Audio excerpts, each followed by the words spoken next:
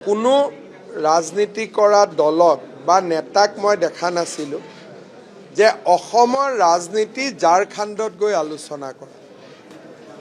দিল্লীত যোৱা বেলেগ কথা, কিন্তু ঝাৰখণ্ডত গৈ অসমৰ ৰাজনীতি কৰা আগতে এটা নোহোৱা আৰু নেদেখা এটা উদাহৰণ। কিন্তু যিহেতু বিশদভাৱে এই আলোচনাসমূহৰ বিষয়ে মই নাজানো, গতিকে আজি মই কমেণ্ট দিব খোজা নাই। কিন্তু এটা কথা মই ক'ব পাৰোঁ যে অসমৰ চৰকাৰ, অসমৰ ৰাইজে নিৰূপণ কৰিব। ভাৰতৰ আন ৰাজ্যৰ পৰা অসম কেতিয়াও পৰিচালনা হ'ব নোৱাৰিব। কোনো ৰাজনীতি কৰা দলক বা নেতাক মই দেখা নাছিলোঁ যে অসমৰ ৰাজনীতি ঝাৰখণ্ডত গৈ আলোচনা কৰা। দিল্লীত যোৱা বেলেগ কথা, কিন্তু ঝাৰখণ্ডত গৈ অসমৰ ৰাজনীতি কৰা আগতে এটা নোহোৱা আৰু নেদেখা এটা উদাহৰণ।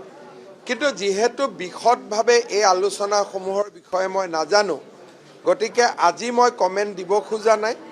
কিন্তু এটা কথা মই ক'ব পাৰোঁ যে অসমৰ চৰকাৰ, অসমৰ ৰাইজে নিৰূপণ কৰিব। ভাৰতৰ আন ৰাজ্যৰ পৰা অসম কেতিয়াও পৰিচালনা হ'ব নোৱাৰিব।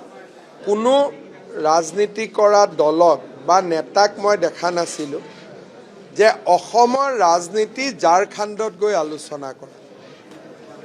দিল্লীত যোৱা বেলেগ কথা, কিন্তু ঝাৰখণ্ডত গৈ অসমৰ ৰাজনীতি কৰা আগতে এটা নোহোৱা আৰু নেদেখা এটা উদাহৰণ। কিন্তু যিহেতু বিশদভাৱে এই আলোচনাসমূহৰ বিষয়ে মই নাজানো, গতিকে আজি মই কমেণ্ট দিব খোজা নাই। কিন্তু এটা কথা মই ক'ব পাৰোঁ যে অসমৰ চৰকাৰ, অসমৰ ৰাইজে নিৰূপণ কৰিব। ভাৰতৰ আন ৰাজ্যৰ পৰা অসম কেতিয়াও পৰিচালনা হ'ব নোৱাৰিব।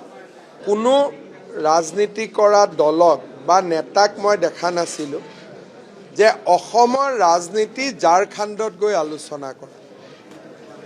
দিল্লীত যোৱা বেলেগ কথা, কিন্তু ঝাৰখণ্ডত গৈ অসমৰ ৰাজনীতি কৰা আগতে এটা নোহোৱা আৰু নেদেখা এটা উদাহৰণ। কিন্তু যিহেতু বিশদভাৱে এই আলোচনাসমূহৰ বিষয়ে মই নাজানো, গতিকে আজি মই কমেণ্ট দিব খোজা নাই। কিন্তু এটা কথা মই ক'ব পাৰোঁ যে অসমৰ চৰকাৰ, অসমৰ ৰাইজে নিৰূপণ কৰিব। ভাৰতৰ আন ৰাজ্যৰ পৰা অসম কেতিয়াও পৰিচালনা হ'ব নোৱাৰিব। কোনো ৰাজনীতি কৰা দলক বা নেতাক মই দেখা নাছিলোঁ যে অসমৰ ৰাজনীতি ঝাৰখণ্ডত গৈ আলোচনা কৰা। দিল্লীত যোৱা বেলেগ কথা, কিন্তু ঝাৰখণ্ডত গৈ অসমৰ ৰাজনীতি কৰা আগতে এটা নোহোৱা আৰু নেদেখা এটা উদাহৰণ।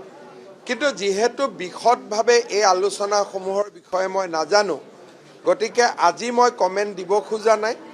কিন্তু এটা কথা মই ক'ব পাৰোঁ যে অসমৰ চৰকাৰ, অসমৰ ৰাইজে নিৰূপণ কৰিব। ভাৰতৰ আন ৰাজ্যৰ পৰা অসম কেতিয়াও পৰিচালনা হ'ব নোৱাৰিব।